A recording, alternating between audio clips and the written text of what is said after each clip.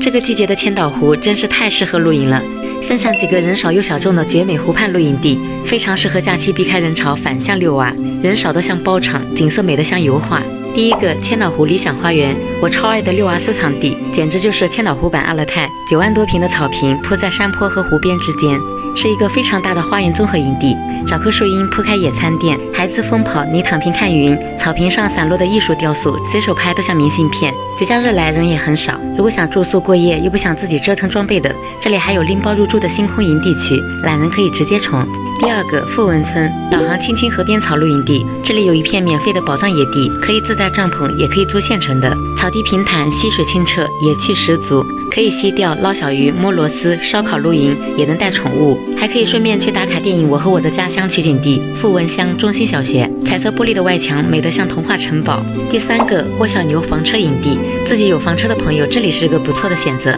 营地有房车营位，带水池和电桩，洗浴也很方便，而且环境也很不错，天幕、篝火、烧烤也都能安排。3、5好友一起烤串聊天，氛围还是挺不错的。第四个，富山村，村里有一片免费开放的露营地，车子可以直接开到湖边，视野景观很开阔，风景特别治愈，能容纳不少车辆和帐篷，但需要注意避开风水期。以上4种风格的露营地都沿湖挨着，大家可以按照喜好和需求选择。如果你们知道千岛湖还有哪些宝藏露营地，欢迎大家在评论区补充。所以今年5一不如带上家人来千岛湖体验一场难忘的湖畔露营之旅吧。